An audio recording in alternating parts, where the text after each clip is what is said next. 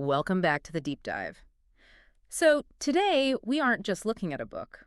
We are looking at the book, the one that basically drew a line in the sand of history. Before it was published, the world looked one way. After, it looked, well, completely different. We are unpacking the mystery of mysteries. Yeah. We are opening Charles Darwin's The Origin of Species. Is the absolute heavyweight champion of scientific literature. And you're right to call it a line in the sand. But what's so fascinating, I think, is that for a book that completely revolutionized how we see, well, everything, life, nature, ourselves. Everything. Very few people have actually read it. Yeah. We all know the bumper sticker version. Right. Survival of the fittest. Survival of the fittest, even though that wasn't even his phrase originally. We know the cartoons of the monkeys. Yeah. But the actual text is just so much richer, so much more anxious even. And honestly, it's a lot weirder than people think. And that is exactly our mission today. We are going to try and bypass the cartoons.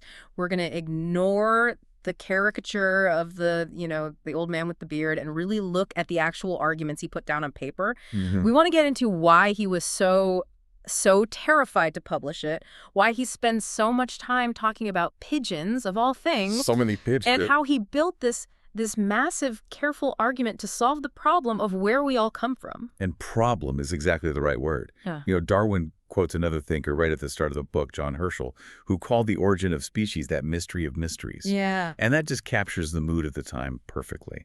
You had all these naturalists out there cataloging beetles and birds, and they saw this incredible diversity, but the mechanism, the how. It was a complete black box. A total locked room mystery. It was. So before we even get into the how, the natural selection and all that, we have to set the stage. Because this book wasn't just a sudden flash of genius, was it? He didn't just wake up one morning and write it. Oh, far from it. I mean, if you actually look at the timeline, it's almost agonizing.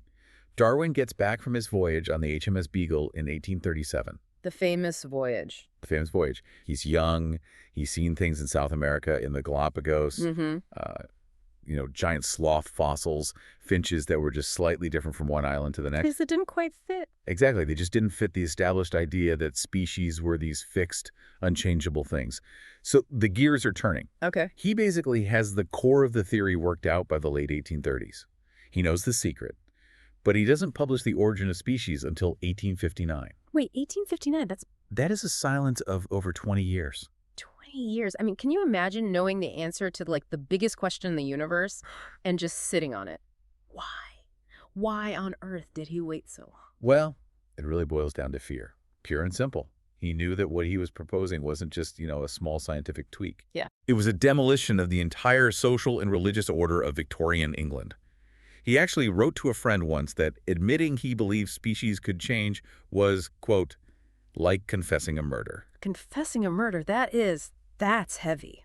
So he wanted to be bulletproof. He spent those 20 years just accumulating this mountain of facts. He didn't want to be dismissed as some kind of speculator. He wanted to be the guy with all the data. The guy you couldn't argue with. Right. He describes his work as a result of deliberate study and dispassionate judgment. He's building a fortress of evidence, brick by brick. But then, something happened. The universe threw a wrench in the works, or I guess a letter in the mail. The catalyst, yeah. Alfred Russel Wallace. And this is one of the great what-ifs in the history of science. Wallace is another naturalist. He's working way out in the Malay Archipelago. So on the other side of the world. The other side of the world, battling malaria, collecting insects. And in 1858, he sends Darwin a short paper, a memoir. Darwin opens it, he reads it, and his blood must have just run cold. Don't tell me. He had the same idea. Almost exactly the same. Wallace had independently come up with a theory of natural selection. Darwin called it a bombshell. I bet he did. He wrote that if Wallace had had access to his unpublished manuscript, he couldn't have made a better short summary of it. Wow. So your nightmare scenario, you spend 2 decades perfecting this masterpiece, and then some guy in a fever dream halfway around the world beats you to it. It absolutely forced his hand. Yeah. He had to publish. And, this whole context is so important because it's why he calls The Origin of Species an abstract. Which is so funny because I've been looking through it for this deep dive. It is not an abstract. It's a thick, dense book. To us, it's a tome. To him, it was a rushed summary. His plan was this huge multi-volume work that would have been 3 or 4 times as long. He even apologizes in the introduction. He says the book is imperfect, it lacks references, all because he had to hurry. That humility is really striking. He's not preaching from a mountaintop. It feels more like he's inviting you into his study, spreading his notes out on the table and saying, look at this stuff I found. Doesn't this seem weird to you too? That's a great way to put it. So let's get to the core thesis. If you strip it all down, what are the two main things he's trying to prove in this book? Okay, it basically rests on two pillars. First, and this is the big one, he has to prove that species are not immutable. Meaning unchangeable. Right. They aren't static statues that were created once and then left alone. He argues that all species are lineal descendants of other species. Life is fluid, it changes. Okay, so pillar one, evolution happens. Exactly. But, that idea had been floated before by others. The second pillar is his real genius. It's the mechanism, the how. He argues that natural selection is the main, though not the only, means of this modification. And that's really the lens for our whole deep dive today. We have to stop thinking about nature as like a museum exhibit with everything in its place. Yes. And start seeing it as this plastic, constantly changing, messy family tree. Precisely. And to prove this, Darwin makes a really, really strategic choice. He knows his audience is going to be skeptical, so he doesn't start with the Galapagos finches or anything exotic. No, he starts somewhere much closer to home. He starts in the farmyard. Section 1, variation under domestication. And this is it's a brilliant move because everyone he was writing to understood this world. They were farmers or dog breeders or pigeon fanciers. It's a masterclass in persuasion. He's basically saying, look, you don't need to sail around the world to see evolution in action. You see it in your own backyard every day. If you can get you to accept that domestic animals change, the leap to nature isn't quite so frightening. And his star witness for this argument is the pigeon. The humble pigeon. And Darwin didn't just, read about them. He became completely obsessed. He joined 2 different London pigeon clubs. He kept every single breed he could get his hands on. He was really in the weeds with this stuff. Oh, he was measuring their beaks, counting their tail feathers, writing letters to pigeon experts in Persia and India. He went all in. And the way he describes these different breeds, it's like he's describing monsters from some fantasy world. They are so different from each other. They're bizarre. I mean, he talks about the English carrier pigeon. It's got this enormous fleshy wattle around his eyes and beak. Right. Then you have the short-faced tumbler, which has a beak so tiny it looks like a finch's, and it has this weird habit of flipping over backwards when it flies. And the powder, that one's my favorite. The pouter is the comedian of the group, for sure. It has this hugely inflated crop, its throat, that it puffs way up. Darwin says it excites astonishment and even laughter. And then there's a fantail with something like 30 or 40 tail feathers instead of the normal 12 or 14. Right, and its oil gland is all messed up. Yeah. So here's the core of his argument. Darwin says, look, if an ornithologist, a bird expert, were to find these creatures in the wild. Like on different islands. Yeah, exactly. If he found a pouter here and a fantail there, he would without a doubt classify them as totally different species, maybe even different genera. They just look that distinct. But they're not. They are not. And that's the trap he sets. Darwin then reveals that all of these incredibly different forms, the wattle, the fantail, the puffed up chest, they all descend from a single wild species. Which is? The rock pigeon. Columbolivia, just your average, everyday gray pigeon you see in a city square. How did he prove that? I mean, this is long before DNA testing or anything like that. He used a really clever method based on what he called reversion. He found that if you take 2 of these highly bred fancy pigeons, say a pure white fantail and a jet black barb, and you crossbreed them, Okay. the offspring, a generation or 2 down the line, will often suddenly pop out with the blue-gray color and the distinct black bars on the wings of the wild rock pigeon. It's like the original blueprint is still buried in there somewhere. Exactly. It's like the system resets to its factory settings. For Darwin, this was definitive proof that these weren't separate creations. They were just modifications of one single, very plastic form. So if you can get all these crazy shapes from one boring rock pigeon, that proves that biological forms are, well, they're malleable. And the person doing the molding is the breeder. Right, which brings him to the power of selection itself. And he breaks this down into 2 types, right? He does. First, there's what he calls methodical selection. This is the obvious kind. A breeder decides, I want a sheep with woollier wool, and he intentionally breeds the woolliest sheep together. He's got a goal in mind. A clear target. Darwin quotes one expert who called this power the magician's wand, saying a breeder can summon whatever form he pleases. But it's the second type, unconscious selection, that feels, I don't know, more important for his bigger argument about nature. I think it is.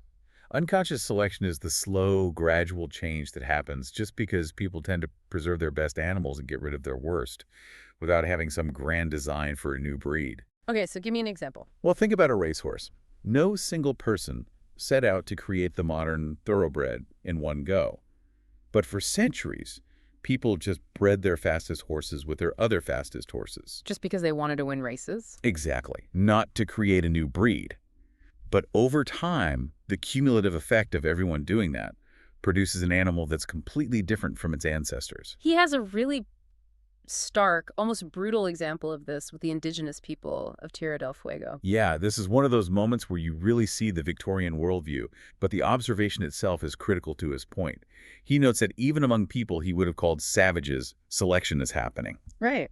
He cites an account that during famines, they would preserve their best dogs, the ones that were good at hunting, and they would kill and eat the inferior ones. He even includes this grim detail that they were said to eat their old women before they'd eat their useful dogs. Wow. That's dark. But his point is that survival and utility are what drive the selection process, even when it's not a deliberate project. Precisely. The best traits get preserved, the worst get culled. It's a universal principle. So the big takeaway from the farmyard is pretty clear. If a human breeder can create something as wild as a pouter pigeon in just a few hundred years, Then what's the limit? What is the limit to what nature, acting over millions and millions of years, can achieve? And that's the question that hangs in the air as he transitions from the farm to the wild. which leads us straight into section 2, variation in nature. Okay, so we're leaving the pigeon coop, we're stepping out into the wilderness, and the very first thing Darwin has to tackle is a problem of language. What even is a species? The famous species problem, and I love how candid he is about this. He just comes right out and admits that the term species is, well, it's arbitrary. It's a made-up label. It's a label of convenience that we give to a group of individuals that look a lot like each other. But he argues that nature doesn't actually have these neat, tidy boxes. This is more of a blurry spectrum. It's a total continuum. You have tiny individual differences. One bird has a slightly longer beak than its sibling. Then you have varieties, which are distinct but can still interbreed. Then subspecies. Then finally, species. For Darwin, these aren't separate categories.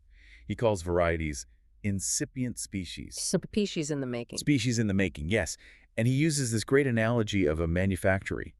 A factory. Exactly. He looked at the data and saw that in large genera, that's groups that already contain a lot of different species, like, say, beetles. That's where you find the most new varieties forming right now. So where there's already a lot of diversity, that's where the most new diversity is being created. They're like active workshops where evolution is busily cranking out new models, and the fuel for this factory, the raw material, is just individual difference. He really hammers this point home that no two individuals are ever perfectly identical. Which seems kind of obvious to us now, but for his theory, it is absolutely essential. If every single member of a species were a perfect clone, natural selection would have nothing to select from. There'd be no variation to work with. None. So he collects all these facts about tiny differences, the way nerves branch in an insect, tiny muscle variations in larvae. He's saying, look, these aren't just mistakes or imperfections. This is the stuff that change is made of. Okay. So we've established that life is plastic, that variation is the raw material. But this leads to the biggest question of all. Why does one variation get to survive and another one disappears? And this brings us to section 3, which honestly is where the book gets really metal.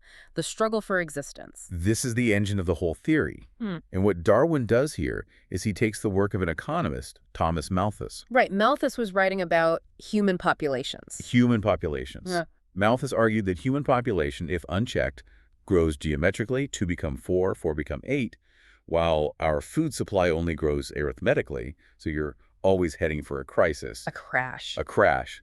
Darwin read that and had this huge light bulb moment. He said, this doesn't just apply to humans, this applies to every single living thing. The geometrical ratio of increase. It sounds like a boring math concept, but when you unpack it, it's actually terrifying. It is.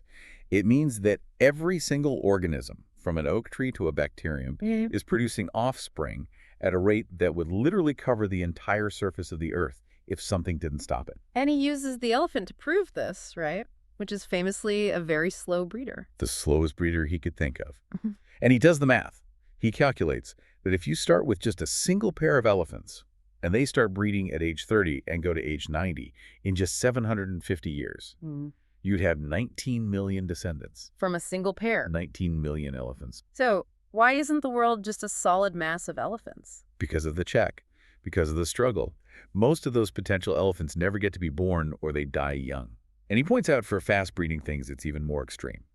He talks about an introduced thistle plant in South America that took over vast plains, just choking out all the native vegetation. So this potential for explosive growth is locked inside every single seed and every egg. And the only thing holding it back is constant, relentless death. But when you look at a forest or a meadow, it looks peaceful, it looks stable. That's the illusion he wants to shatter. He says, we see the bright face of nature, we hear the birds singing, but we don't see the constant invisible war. He calls it a web of relations. It's not just a simple lion eats the gazelle story. It's incredibly complex and interconnected. And he gives this amazing example that links cats to flowers. Ah, yes, the clover example. It's the perfect illustration of what he calls the entangled bank. Okay, walk us through it. So he looks at red clover, and he observes that humblebees, what we call bumblebees, seem to be the only insects that can pollinate it because their tongues are long enough. Okay, so step one, no bumblebees, no clover. Right. Step 2. He notes that field mice love to destroy bumblebee nests. They eat the larvae, they eat the honeycomb. So lots of mice means very few bees. Okay, I see where this is going. In step 3, what eats field mice? Cats. He observed that you find more bumblebee nests near villages and towns where there are more pet cats keeping the mouse population down. So let's trace the chain. More cats means fewer mice. Fewer mice means more bees. And more bees means more clover flowers. So the number of cats in a village literally determines how much clover grows in the fields nearby. Exactly. It shows how a change in one predator can ripple through an entire ecosystem in ways you would never, ever predict. He has another one about Scotch firs that really drives home this idea of an invisible war happening all around us. Yeah, on a piece of heathland. It was this big, barren area. But a small part of it had been enclosed with a fence a few years earlier. Inside the fence, it was turning into a proper little forest of Scotch firs. And outside the fence. Just barren heath. Yeah. Looked like nothing could grow there. But Darwin, being Darwin, gets down on his hands and knees and starts searching through the heather. And what does he find? He finds that the ground is covered in tiny, stunted little fir tree seedlings. He found one that was only a few inches tall, but he counted its rings, and it was 26 years old. 26 years. And it had never managed to grow taller than the heather. Why? Because the cattle that grazed on the heath were constantly nibbling off the top of any seedling that tried. So the war was happening, you just couldn't see the casualties unless you looked really, really closely. That's it. You look at a landscape and think, oh, trees don't grow here. But they are trying. Billions of them are trying and failing every single day. And he makes this really crucial point here that kind of goes against your intuition. He says the struggle, the war, is most severe between the closest relatives. Yes. You'd think cousins would get along, but it's the opposite. What is that? Because they occupy the same place in the economy of nature. They need the exact same food, the exact same nesting sites, the same sunlight. He gives examples like one species of thrush driving out another in Scotland, or one species of swallow replacing another in the U.S. Or the Asiatic cockroach taking over from its cousin in Russia. There's a pleasant image. A very pleasant image. But the point is, if I eat berries and you eat seeds, we can probably coexist. But if we both only eat the exact same kind of beetle, one of us is going to lose. Okay. So we've got the raw material, which is variation. We've got the engine, which is this relentless struggle for existence. So now, in section 4, he gives us the mechanism that sorts it all out. Natural selection. Or, as it later became known, the survival of the fittest. Right, and he draws a really sharp line here between man's selection and nature's selection. He says man selects for his own good or his own fancy. For appearances, we want a dog with floppy ears or a certain color. They are totally superficial. But nature, he says, cares nothing for appearances, except insofar as they may be useful to any being. Nature acts on every internal organ, on every little quirk of chemistry. He almost personifies it, saying nature is daily and hourly scrutinizing throughout the world the slightest variations. And then preserving the good ones and rejecting the bad ones. Is it- He gives some great, clear examples, like the wolf versus the deer. Right. He says, imagine a tough winter. Food is scarce. Which wolves are going to survive to breed? The fastest ones, the cleverest ones. The ones that are just a little bit better at catching deer, the slower, weaker ones will starve. So nature has, in effect, selected for speed and slimness, not because it has a plan, but just as a consequence of who survived that winter. Then there's the paint root example. This one was so specific and weird I had to read it twice. It's a fantastic little detail. So in parts of Virginia, there's this plant, the paint root, and local farmers knew that if pigs ate this plant, something bizarre happened to them. What was it? It would make their bones turn pink and their hoofs would drop off. Your hoofs would just fall off. That's horrifying. But here is the incredible twist. It only happened to pigs with white skin. Black pigs could eat the plant and be completely fine. That is so strange. It's probably some kind of photosensitivity reaction. But think about the result. The farmers there only ever bred black pigs because the white ones were too fragile. But Darwin's point is, even without the farmer, if that plant was common, nature would do the same thing. All the white pigs would die, and over time, the entire pig population would become black. That's natural selection in a nutshell. But it's not just about, avoiding poison or not starving. It's also about passing on your genes. And this brings in another idea he really developed, sexual selection. Yes. This is the struggle not for survival, but for reproduction. It's the struggle between usually the males for possession of the females. And the penalty here isn't death. It's just having few or no offspring. Which, evolutionarily speaking, is the same thing. It's the end of your line. And this, he argues, explains all the flashy, showy stuff in nature. The stuff that doesn't seem very practical for survival? Exactly. Why does a stag grow these enormous heavy antlers? They're weapons for fighting other stags. Why does a rooster have sharp spurs? But then you have the ornaments, the incredible plumage of a bird of paradise or the peacock's tail. Right. A peacock's tail seems like a terrible idea. It's heavy, it's cumbersome, it basically screams, "Hey, tigers, I'm over here." It's a huge liability. But, Darwin argues, if the females, over thousands and thousands of generations, have consistently preferred to mate with the males with the biggest, most spectacular tails, then that's the trait that gets passed on. even if it makes survival harder, beauty exists because it confers a reproductive advantage. He also touches a bit on geography, right? He asks if being isolated, like on an island, is the best way for new species to form. He does. And he argues that, yes, isolation helps a lot because it stops a new emerging variety from being swamped and diluted by interbreeding with the parent population. It lets it set its type. So the Galapagos Islands make sense? But, and this is a really key insight, he ultimately concludes that large open areas, like big continents, are actually more important for producing species that are, well, better, more advanced. Now, why would that be? That seems counterintuitive. Because the competition is so much more severe. On a big continent, you're not just competing against your immediate relatives, you're competing against a huge number of other species, all fighting for resources. That intense pressure forces faster and more significant improvement. So if you can make it there, you can make it anywhere. That's basically it. An island might be a good incubator, but the continent is the real crucible where the most competitive forms are forged. Okay, so we're seeing how these small advantages can be preserved. Yeah. But how do you get from a slightly faster wolf to something that's not a wolf at all? How do you get that branching diversity? This is section 5, the principle of divergence. This is the final piece of the puzzle. How do small differences turn into the huge differences we see between, say, a whale and a bat? He goes back to the analogy of domestic animals. Think about racehorses and heavy cart horses. Right. They both came from the same original horse stock. But by humans selecting for speed in one line and pure brute strength in another line, over many generations, they've diverged so much they look like completely different animals. Right. And so in nature, this same process happens, but it's driven by the need to find an open job, an open place in the economy of nature. That's the perfect way to put it. Think about it. If you're a bird, and there are already 100 other bird species eating the exact same seeds you eat, you're in for a tough life. The competition is fierce. But if a variation allows you to start eating insects instead, or maybe nectar from flowers, suddenly you've escaped that competition. You've seized a new place. And so nature favors divergence. It pays to be different. He even uses a little agricultural experiment to prove this. Yeah, he points out that a plot of land that's sown with just one single type of grass will support less life, fewer pounds of hay than a plot that's sown with a bunch of different distinct types of grasses and clovers. Because they're not all competing for the exact same patch of soil and nutrients. Right.